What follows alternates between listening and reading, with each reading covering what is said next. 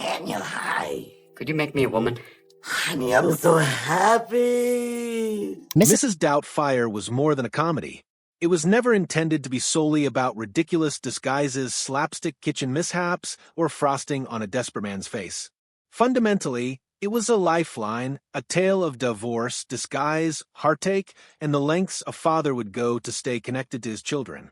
The laughter was genuine, yes, but there was pain behind the laughter and truth behind the humor. For Robin Williams, the actor who bore the responsibility on his shoulders, it was not acting.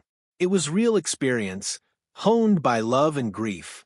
He left everything he had, and in leaving that left the world something memorable. But at a price that came. Robin Williams provided the studio with too many options, ad-libbing incessantly, testing the limits of comedy until director Chris Columbus and his crew were compelled to film the same scenes 4 ways, PG, PG-13, R, and even NC-17. That excess came close to ruining the picture, but made it timeless. He defended tooth and nail the ending, which refused people the fairy tale of perfect reconciliation, and almost lost that battle. And many years later, when Robin himself was dead, the serene San Francisco house on Steiner Street, the one which entered the eternal landscape as the Hillard family home, ended up being something far greater. It became a shrine. It became love put into sight. But first, before the world caught on and recognized what the film really was, Mrs. Doubtfire was just a tale, one that originated in the most unexpected of places, a children's book.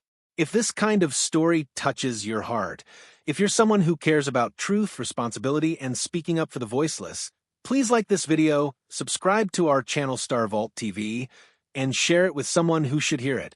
Let's get started. The germ was sown in 1987 with British author and Fine's novel Alias Madame Doubtfire. On its pages, the tale was darker than what ultimately made it onto the screen. It was offbeat melancholy, bitter, a story of a divorced mother unwittingly employing her own ex-husband in drag as the nanny for her children. When Hollywood acquired the rights, producers originally envisioned a smooth-talking actor like Warren Beatty as the star, someone who could compartmentalize 2 lives with ease and sophistication. Fate had other plans. Robin Williams entered the discussion, and everything changed. Abruptly, this wasn't some eccentric comedy anymore. It was an emotional bomb waiting to go off. Robin didn't merely act Daniel Hillard. He became Daniel Hillard, a flawed, desperate, loving father struggling to maintain a connection with his children. In the book, the father figure could be selfish and even cruel. But Robin refigured him into someone multi-layered, warm, and achingly human. He knew what it was because he'd lived it. He had experienced divorce. He had known the pain of missing bedtime stories, the bite of separation. He knew that comedy could be a mask and desperation could push a person into literal and figurative disguises. That's why people believed it. That's why the apron, the accent, and the powdered sugar mask weren't cheap gags to us. They were love.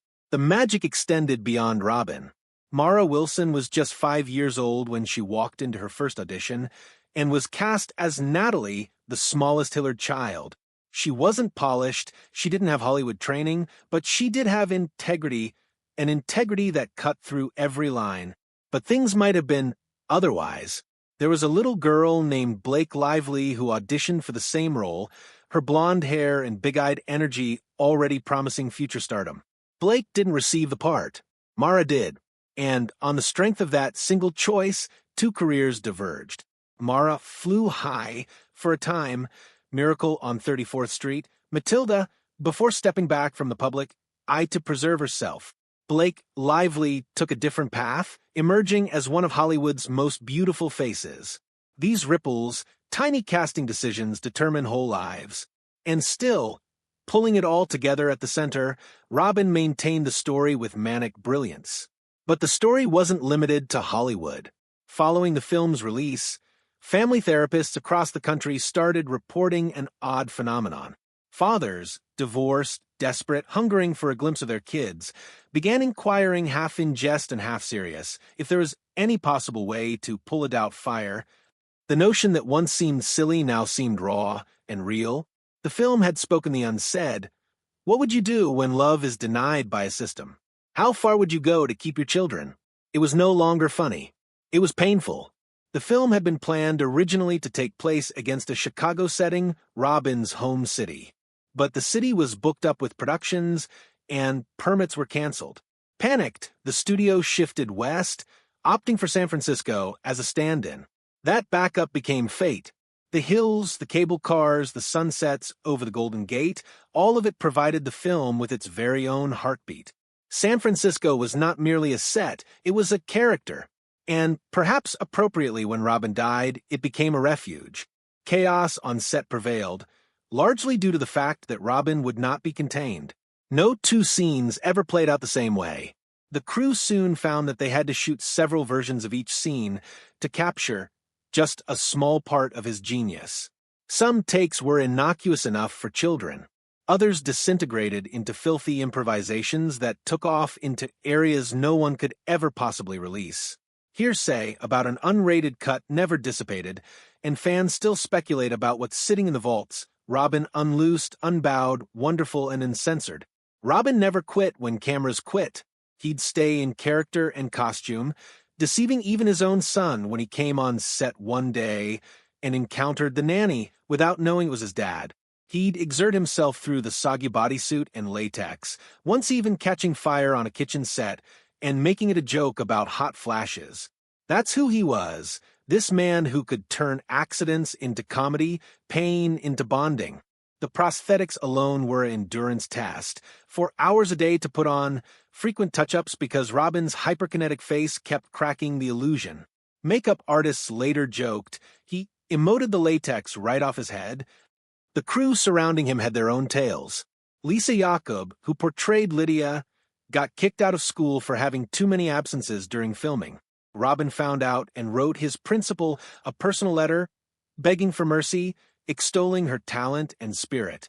The school would not budge, but Lisa never forgot the gesture. It was one of those times when Robin blurred the distinction between his performances and his life outside of them, always guarding, always offering. Even Sally Field, who acted out Miranda, wasn't immune to his shenanigans. Robin persisted tenaciously to get her to crack on the set, improvising in the role, riffing until his vocal cords ached. Nothing succeeded. She remained stony-faced, the epitome of professionalism, until the incident when Pierce Brosnan farted inadvertently on the set of a restaurant scene. That was it. Sally burst out laughing, and Robin, feigning betrayal, grumbled. All that work, and it took that. The movie almost broke under the strain of its possible conclusion. The studios demanded neatness and simplicity. Daniel and Miranda get back together, family reunited, fade to black. Robin rebelled. He claimed that kids from divorce needed honesty, not illusions.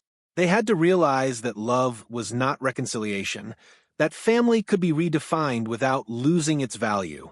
He advocated for the bittersweet conclusion. Daniel doesn't win back Miranda.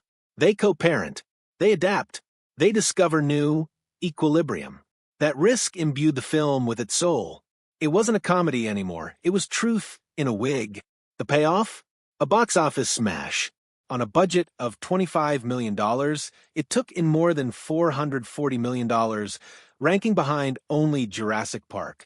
It picked up an Oscar for makeup, Golden Globes for Robin, and even MTV Awards. There was even a stage musical decades later demonstrating the staying power of the story. And throughout, Robin's fingerprints were all over. The warmth, the improv, the heartache. There were discussions of a sequel for years, but Robin never allowed it. He felt the first one spoke for itself. To do it again would be to make it cheap. And so Mrs. Doubtfire stood alone, kept intact like a memory that refuses to dull. When Robin Williams passed away, in 2014, the world mourned. And on San Francisco's 2640 Steiner Street, something became holy.